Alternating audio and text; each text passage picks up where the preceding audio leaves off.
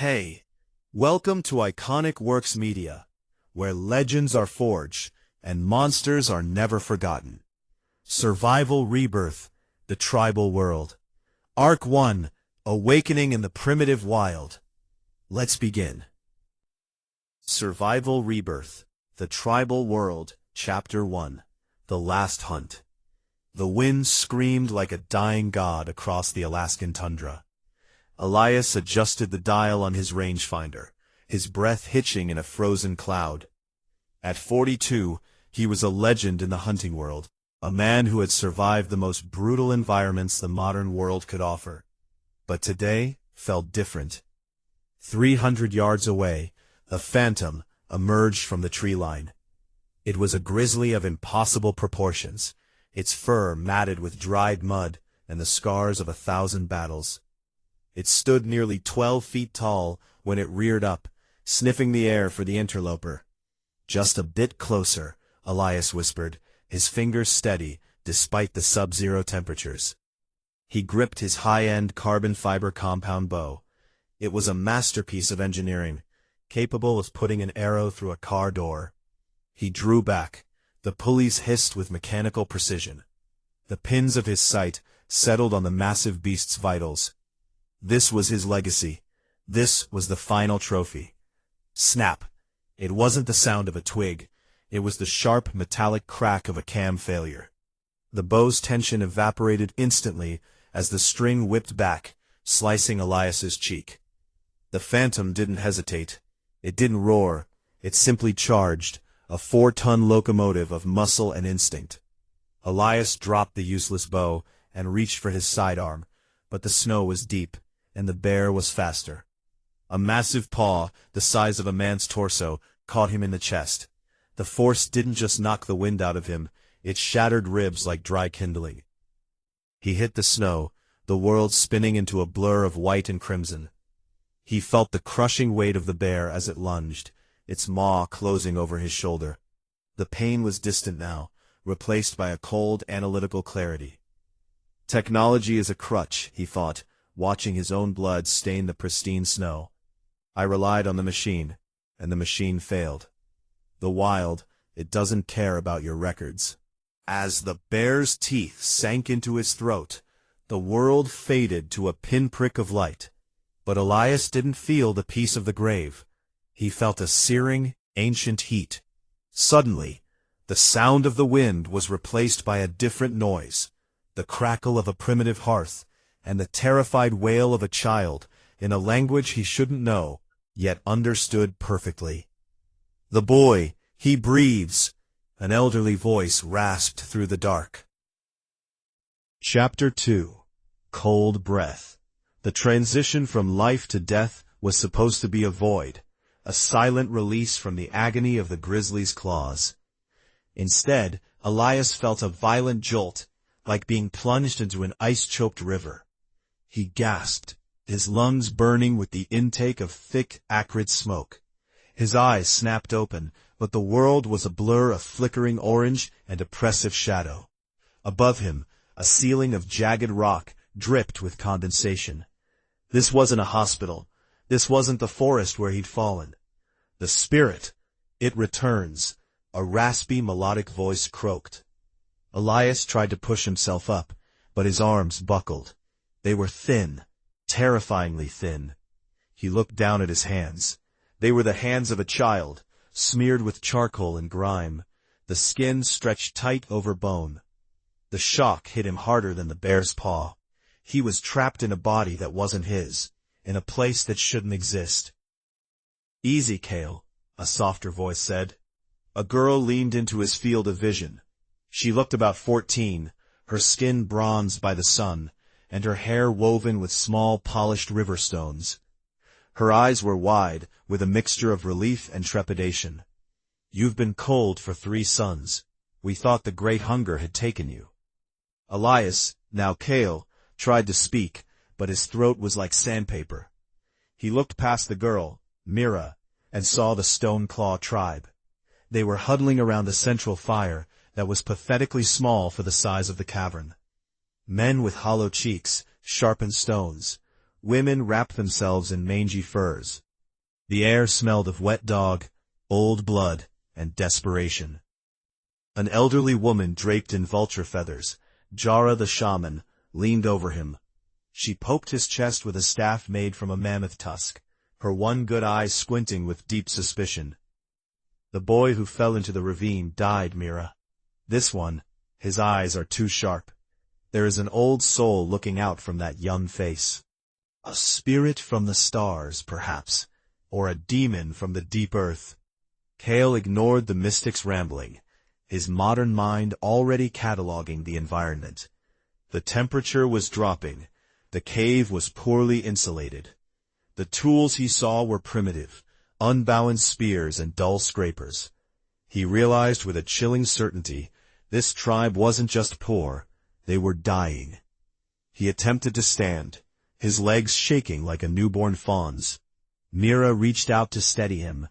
As he looked out toward the cave entrance, he saw the swirling snow of a prehistoric winter. The cold breath wasn't just a season, it was a death sentence for a pack this unprepared. Food, Kael rasped, his first word in this new life. It wasn't a request, it was an observation of their greatest weakness. Chapter 3. The Stone Claw Tribe. The stench of wet fur, stale smoke, and raw blood hit Kael, no, Elias, long before they reached the heart of the settlement. The Stone Claw camp was a grim collection of shallow caves and hovels, made of mammoth hide stretched over rib bones, nestled against a jagged limestone ridge. Kael walked silently behind Mira, his hyper-analytical mind already dissecting the scene. To the others, this was home. To him, it was a tactical disaster. The fire pits were poorly insulated, wasting fuel. The perimeter was guarded by two lethargic men with stone spears that wouldn't pierce a thick hide, let alone a predator's skull. "Don't mind them," Mira whispered, sensing his tension. "They are just hungry. The moon has been lean." In the center of the camp, the hierarchy of the Stone Claw was on full display.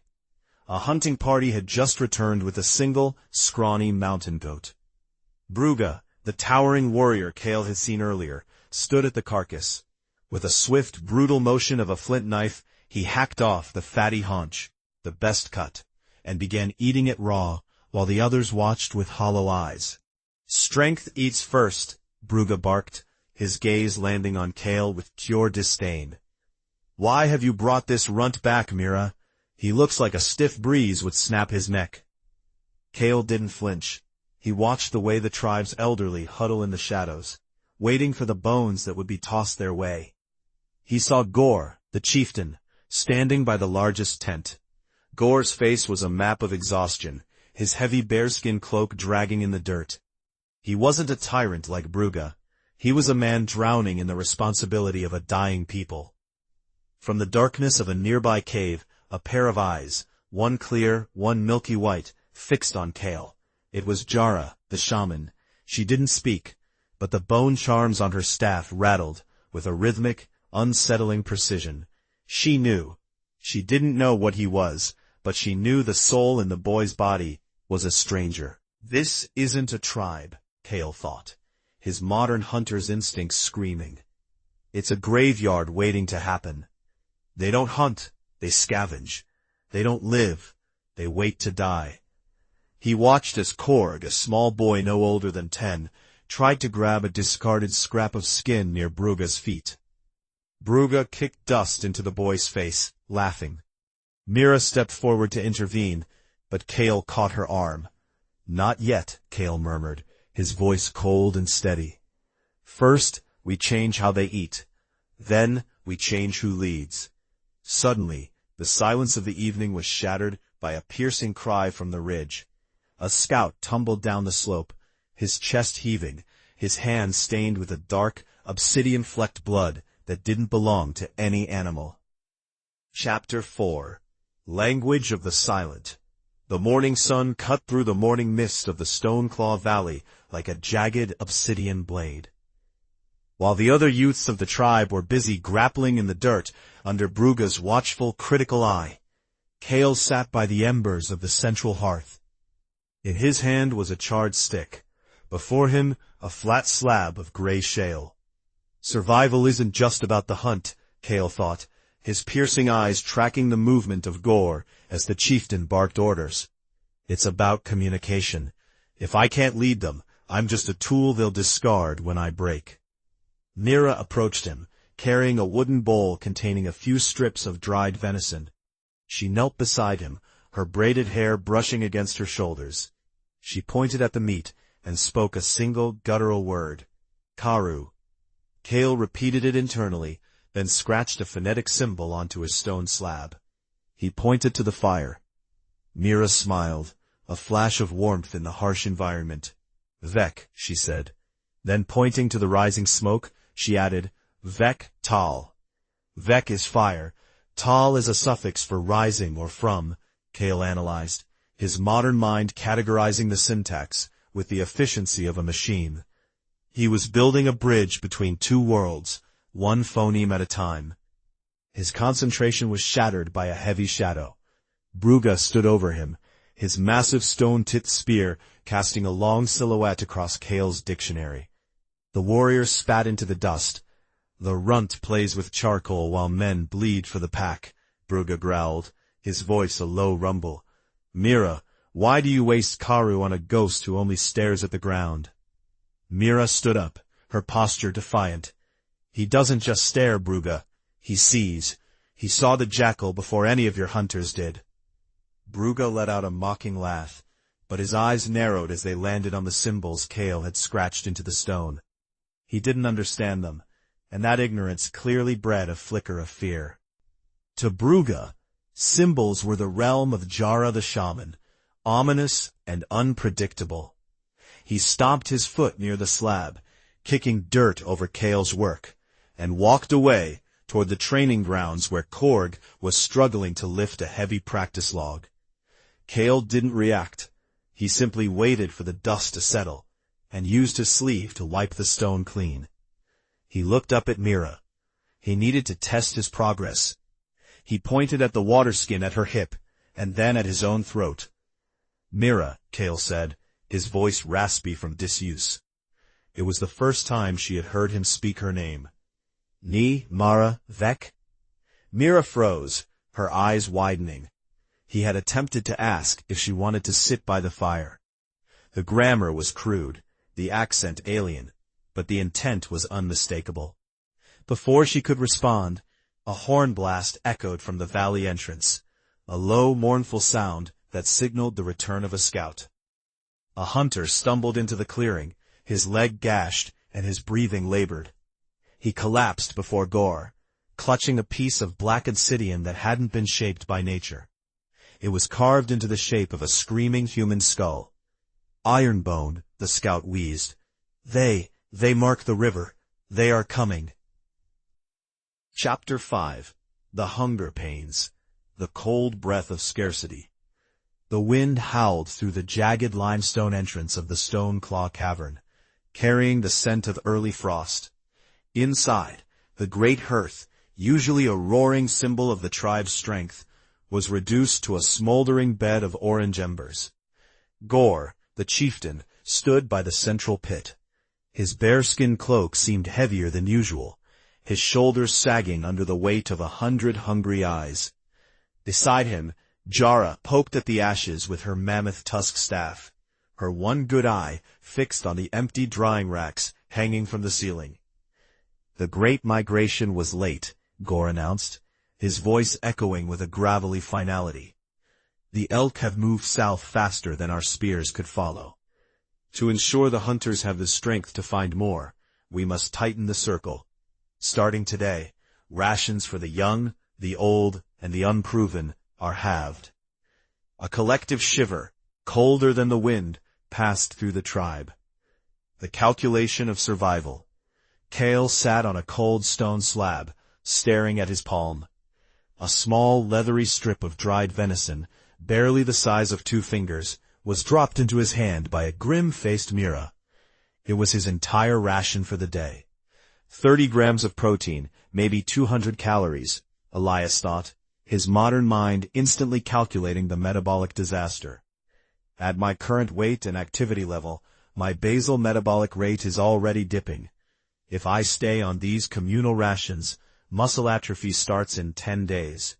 Cognitive decline in 15. Death in 30. He looked up and saw Brugge across the fire. The massive hunter was tearing into a significantly larger portion of fat-heavy neck meat. Brugge caught Kael's gaze and sneered, deliberately exaggerated his chewing. Small mouth, small meat, Brugge grunted, loud enough for the surrounding warriors to laugh. Maybe if the miracle boy can weave some magic food out of thin air, he won't wither away before the first snow. Kael didn't blink. He didn't feel anger. He felt the cold, hard logic of a predator. He glanced at Mira, who was staring at her own meager portion, then back at Gore. The tribe's social contract was failing him. The shadow hunt, later that evening, as the cave settled into a fitful, hungry sleep, Kael slipped away from the communal bedding. Mira stirred, her hand reaching out as if to catch him, but she remained silent, her eyes filled with a mixture of worry and understanding. Kael moved through the darkness with the practiced silence of the hunter he had once been. Outside, the world was a monochromatic landscape of silver moonlight and deep shadows. He reached a hidden cache beneath a fallen cedar, his private workshop. He pulled out a series of thin, flexible saplings and lengths of twisted gut string he had been curing in secret. He wasn't going to hunt with a spear. He didn't have the mass for it yet. He was going to use gravity, tension, and the fundamental laws of physics. "If the pack won't feed me," Kael whispered, his voice a rasp in the cold air, "I will become a ghost in the woods." As he finished setting the sophisticated snare line near a rabbit run, he froze. His hyper-analytical mind picked up a scent that shouldn't be there, not the musk of a rabbit or the musk of a wolf. It was the acrid smell of burnt obsidian and old blood. Kael knelt, brushing away a layer of frost. There, pressed into the mud near his snare, was a footprint. It was wider than a stone-claw hunter's foot, and tipped with a jagged, artificial claw. Malachor scouts were already here. Chapter 6. Friction and Flame. The sun dipped below the jagged peaks of the Grey Teeth Mountains, casting long, skeletal shadows across the Stoneclaw camp. In the center of the settlement, a group of hunters huddled around a dying hearth, their faces etched with anxiety. They were striking flint together, with desperate, rhythmic clicks, hoping to catch a spark on a pile of sodden, half-frozen moss. "The sky fire is fading," Brugge grunted, his massive frame shivering as the temperature plummeted. "If the embers die tonight, the winter wraiths will take us before dawn. We will eat raw meat and freeze." Kael watched from the periphery, his piercing eyes narrowing. This was the third time this week the tribe had struggled to maintain their communal fire. To them, fire was a fickle gift from the gods. To Elias, it was a simple matter of thermodynamics.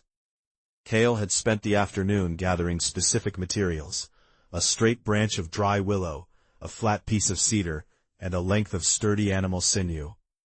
Sitting near his small shelter, he began to assemble his magic. Korg, the young apprentice, approached with wide eyes. "What are you doing, Kael? That wood is too soft for a spear and too short for a staff." "I am not making a weapon, Korg," Kael replied, his voice gravelly and focused. "I am making the sun." He looped the sinew around the willow spindle, creating a bow drill, a device this world had never seen. As he began to saw the bow back and forth, the friction created a high-pitched, rhythmic whine. Brugge walked over, laughing harshly to hide his own cold-induced fear. "The boy thinks he can summon the skyfire by rubbing sticks. Perhaps he has finally lost his mind to the mountain spirits." A crowd gathered, including Gore and the shaman Jara. Jara's milky eye fixed on Kael's rhythmic movements, her bone charms rattling in the wind. Suddenly, a thin, acrid wisp of smoke curled upward. Kael's pace doubled. Sweat beaded on his 12-year-old forehead, despite the frost. A small pile of black dust, char, accumulated at the base of the spindle. glowing with a faint, internal heat. He carefully transferred the glowing ember into a bird's nest of dried grass, and blew softly. Foo, foo. The nest pulsed with orange light. Then, whoosh! A bright, vibrant flame erupted. The tribe gasped, falling back in a mixture of terror and awe. Gore stepped forward, his face illuminated by the dancing light. No flint? No lightning? Just friction, Chieftain, Kael said, standing up and wiping his brow. Brugga's face twisted in a mix of shame and growing resentment, while Jara gripped her mammoth-tusk staff until her knuckles turned white. "This is not the way of the ancestors," she whispered, her voice trembling. "This is the knowledge of the deep spirits." Chapter 7. Memory of the Blade. The sun dipped low over the jagged peaks of the Obsidian Range, casting long, bloody shadows across the Stoneclaw encampment. Near the outskirts, away from the communal fire, Kael sat cross-legged on a flat boulder. In his lap lay a collection of raw flint nodules he had scavenged from the riverbed. Elias, the man inside the boy, knew exactly what to do. His mind held the blueprint of a perfect skinning knife, a curved belly for slicing, a sharp point for detail work, and a serrated spine. In his previous life, he could have forged this from high-carbon steel in a modern workshop. Here, he had only rocks and a deer antler tine. Clack, clack, crack. Kael cursed under his breath as a promising flake of flint shattered into useless dust. His hands were the problem. They were too small, the fingers lacking the callous thickness and the grip strength he had spent 30 years developing as a hunter. The memory of his soul was at war with the limitation of his new flesh. "You are still at it?" Mira approached, her braided hair swaying.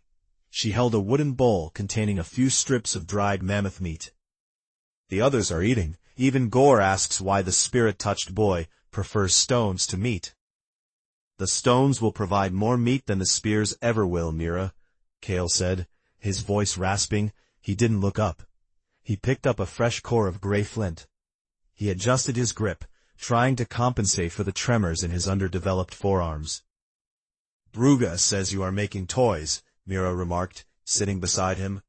Her presence was grounding, a stark contrast to the cold, analytical void Kael often retreated into.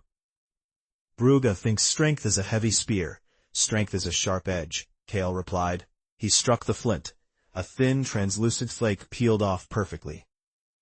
For a moment, his eyes lit up, the predator's spark.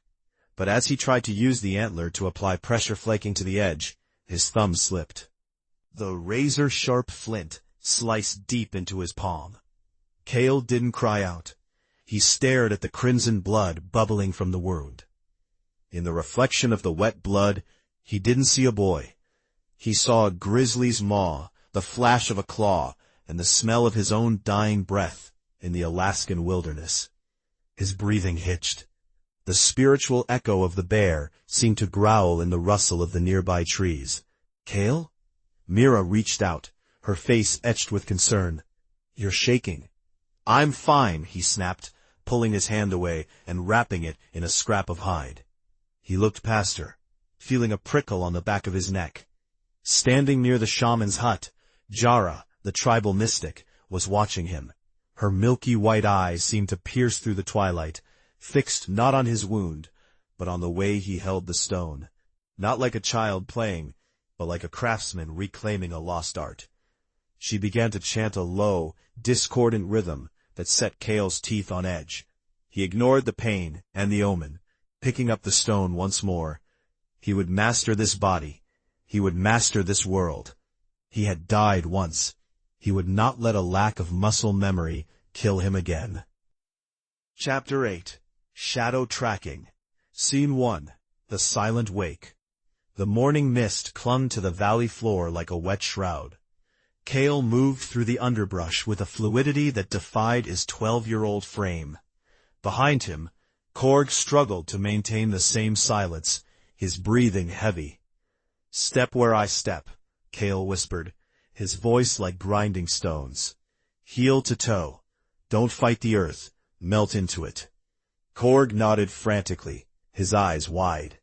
He was carrying a prototype atlatl Kael had carved, a simple throwing stick that tripled the leverage of a spear. They were nearly half a mile behind the main hunting party led by Chieftain Gore and the boisterous Brugga. Scene 2, The Old Ways. Kael and Korg reached a ridge overlooking a clearing. Below, the Stoneclaw hunters had cornered a thunderhoof, a prehistoric elk the size of a modern moose with antlers like jagged shovels. Kael watched through narrowed eyes, his mind overlaying thermal signatures and ballistic trajectories from his past life as Elias. "They're too loud," Kael muttered. Below, Brugga let out a guttural war cry, signaling the charge. He and 3 others rushed the beast from the front, their heavy stone-tipped spears raised high. It was a display of raw courage, but to Kael, it was a suicide mission. The elk reared back, its massive hooves churning the mud. A single kick sent a hunter named Thon flying 10 feet into a cedar tree. "They prioritized the glory of the kill over the efficiency of the hunt," Kael observed. "Brugga thinks strength is about who hits the hardest. He doesn't realize strength is about who isn't hit at all." Scene 3. The Analytical Mind. Kael pulled a small piece of charcoal and a flat piece of bark from his satchel. He began sketching the elk's movements and the hunter's failures. "See that, Korg?" Kael pointed. "The hide on the neck is too thick for their stone points. They should be aiming for the soft tissue behind the front leg to hit the lungs. But to do that, they need distance. They're fighting it like they're fighting another man." Suddenly, the wind shifted. Kael's nose wrinkled.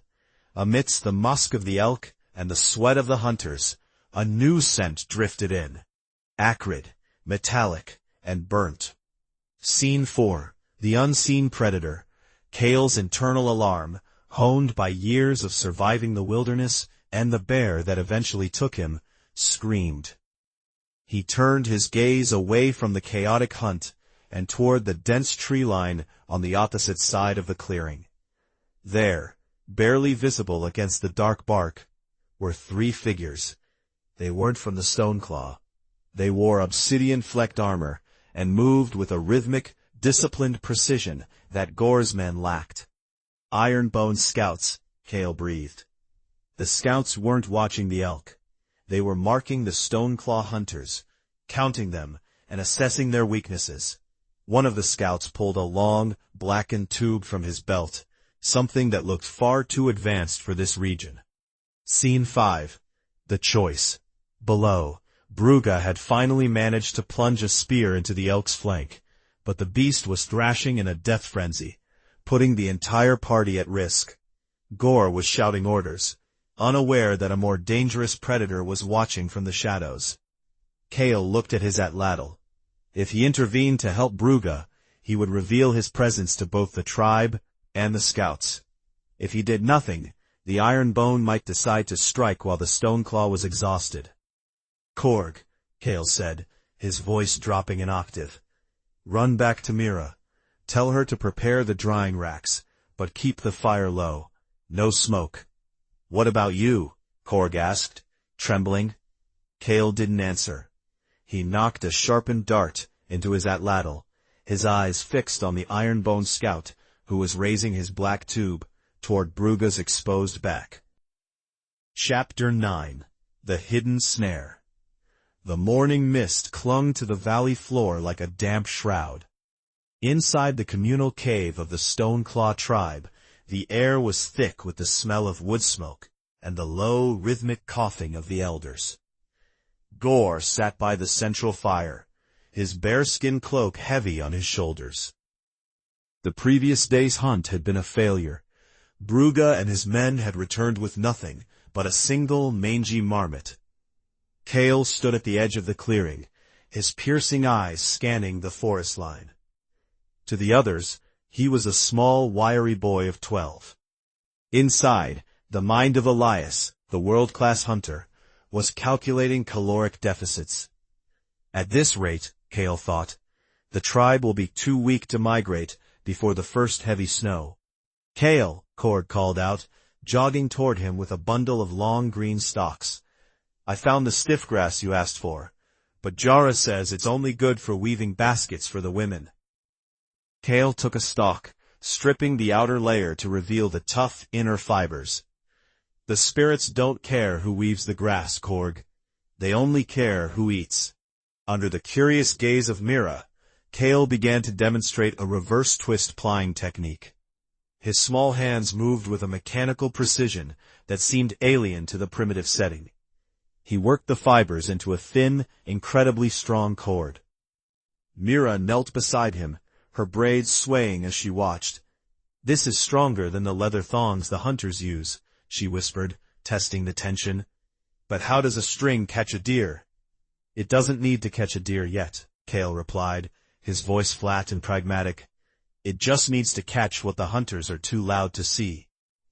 Kael led Korg and Mira into the thicket, away from the main trails used by Brugge's hunting parties. He pointed out the runs, subtle paths in the high grass where small game traveled. He showed them how to set a simple twitch-up snare, a sapling bent under tension, a trigger mechanism made of 2-notched sticks, and a noose of the woven fiber. "This is cowardice," a booming voice interrupted. Brugge stood behind them, his stone-tipped spear resting on his shoulder. He spat on the ground. "A true warrior faces his prey. You play with grass like a child, while the tribe hungers." Kael didn't flinch. He looked Brugge in the eye, a gaze so cold and analytical it made the giant warrior momentarily hesitate. "A true warrior feeds his pack, Brugge. If your spear is so great, why is the pot empty?" Brugge roared in frustration, but Gore, who had been watching from a distance, raised a hand for silence. "Let the boy set his grass teeth," Gore commanded. "We will see what the sun brings." That night, Kael slept fitfully. The spiritual echo of the grizzly that had killed him in his past life manifested as a low growl in his dreams, a reminder that nature was not just a resource, but a predator. At dawn, the tribe gathered. Kael led them to the 36 snares he had set. The first was empty. The second had been tripped but missed. Brugge began to chuckle. But the third snare held a large fat hare, suspended in the air by the neck. The fourth held another. By the time they finished the circuit, Kael and Korg were hauling 20 hares and 3 ground birds. It was more meat than the gatherers had found in a week. The tribe fell silent. Jara, the shaman, stepped forward, her milky white eye fixed on Kael. She poked a snare with her tusk staff. "The spirits of the forest do not give so freely," she hissed. "What have you promised them in return, Kael?" Gore stepped forward, ignoring the shaman's warning. He picked up a hare, feeling its weight. "He has promised them nothing but a better way to die. Tonight, we eat." As the tribe celebrated, Kael slipped back into the woods to reset the lines. He reached the final snare at the edge of the Ironbone territory. The trap was gone. The sapling was snapped, and the fiber cord had been cleanly severed. Kael knelt, his heart hammering. On the ground was not a paw print, but the mark of a heavy obsidian-toed boot. A jagged piece of black glass lay in the dirt. A calling card from the Ironbone tribe. Chapter 10. Eyes of the Elder. The flickering orange light of the central fire cast long, dancing shadows against the rocky overhang of the Stone Claw's temporary camp. Kael sat near the embers, his small hands working with a precision that unsettled the older men. He was using a flake of obsidian to notch the ends of several cedar shafts, his movements repetitive and hauntingly efficient. Beside him, Korg watched with wide-eyed devotion, trying to mimic the fletching technique Kael had introduced earlier that day. "The feathers must be angled, Korg," Kael said, his voice a low, gravelly drone that lacked the high-pitched cadence of a 12-year-old. "They make the arrow spin. Spin means stability. Stability means the meat doesn't run away." From the shadows of the furthest hut, draped in the molting feathers of a mountain vulture, Jara watched. Her one good eye, dark and sharp, tracked the boy's every finger twitch. She had seen 3 generations of hunters born into the stone claw, and none had ever looked at a piece of wood with such calculation. To Kael, the wood was a tool. To the others, it was a gift from the spirits that they hoped would work. Kael, Jara's voice rasped like dry leaves skittering across stone. Mira, who had been skinning a hare nearby, froze. The tribe fell silent. Jara rarely spoke to the children directly, unless she was marking them for their rite of passage. Kael didn't flinch. He finished the notch, laid the obsidian down, and turned his piercing, ancient eyes toward the shaman. "Elder Jara," Kael replied, dipping his head in a gesture of respect that felt more like a diplomatic formality than genuine submission. "Come to the smoke," she commanded, leaning heavily on her mammoth tusk staff. Inside the shaman's hut, the air was thick with the scent of burning sage and dried animal bile. Jara sat across from Kael, the fire between them small and blue. She reached out, her gnarled fingers grabbing Kael's chin. She pulled him close, searching his pupils for the flicker. "You do not speak like a boy who has seen 12 winters," Jara whispered. "You speak like a man who has died and seen what lies beneath the mountain. I see a shadow behind you, Kael. It is large, with fur as thick as night, and claws that have tasted your marrow."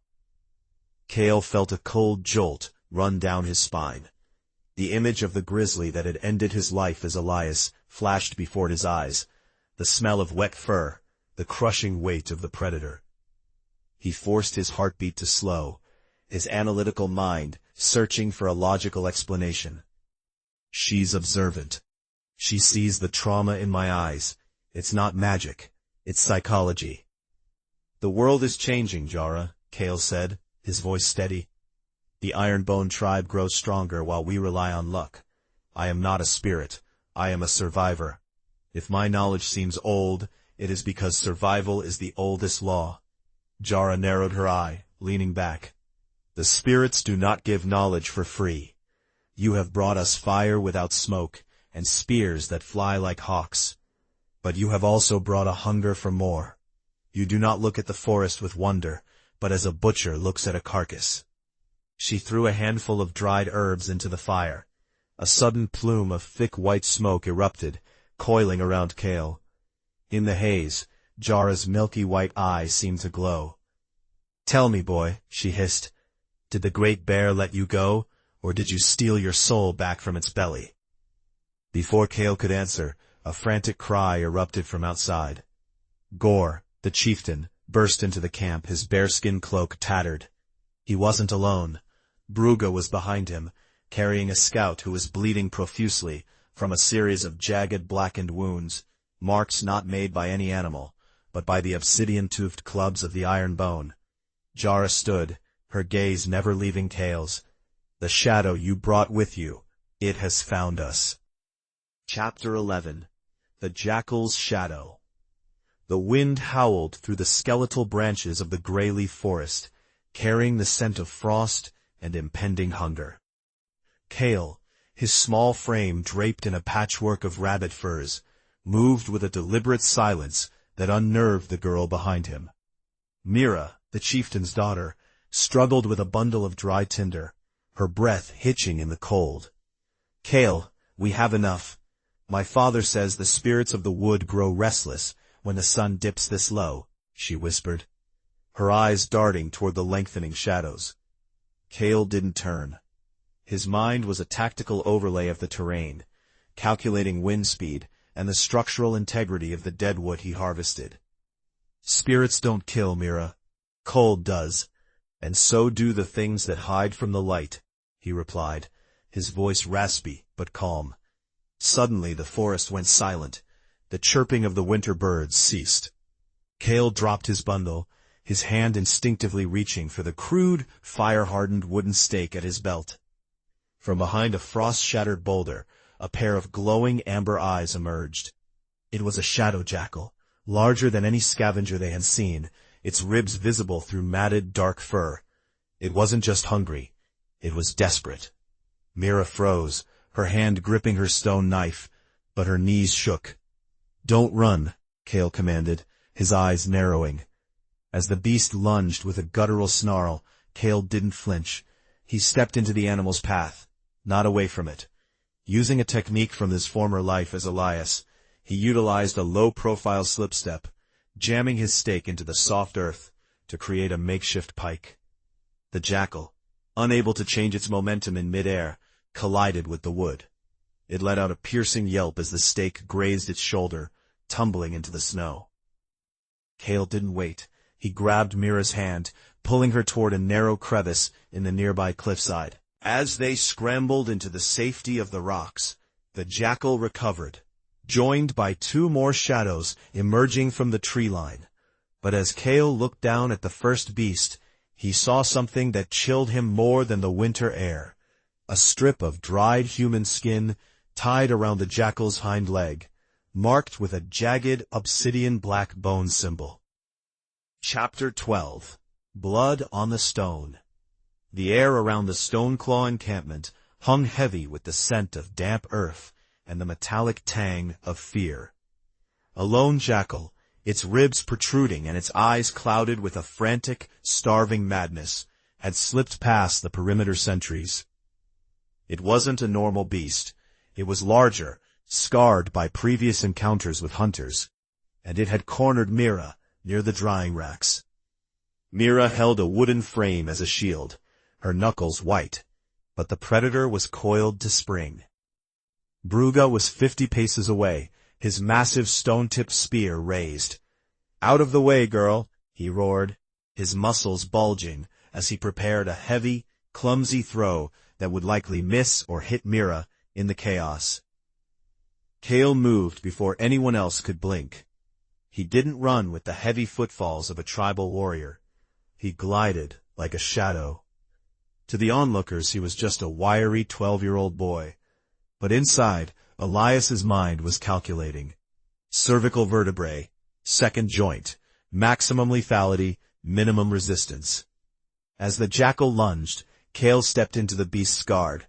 He didn't swing wildly. He held a small obsidian shard, refined with a technique the tribe hadn't seen, and drove it with surgical precision into the base of the jackal's skull. There was no yelp, no struggle. The animal's nervous system shut down instantly, its momentum carrying its limp body to Kael's feet. A deafening silence fell over the camp. Brugha froze, his spear still aloft, his face a mask of confusion and bruised ego. Gore stepped forward from the chieftain's hut, his eyes narrowing as he looked from the dead beast to the small boy who stood over it without a single drop of blood on his furs. Jara, the shaman, watched from the periphery, her milky white eye fixed on Kael. She didn't see a boy. She saw a ghost, wielding a blade of light. "The spirits do not teach such strikes," she whispered to herself. Kael simply wiped the obsidian shard on the grass and looked at Mira. "You're safe," he said, his voice devoid of the adrenaline-fueled shaking common in youths. The hierarchy of the Stoneclaw had just been shattered by a single, silent strike. And that is where we'll leave it for now. If you made it this far, you're already part of the journey. This is Ikonic Worx Media, where stories live and stay with you. If you enjoyed this, don't forget to like, subscribe, leave a comment, and step back in for the next chapter. Until then, stay sharp, and I'll see you in the next story.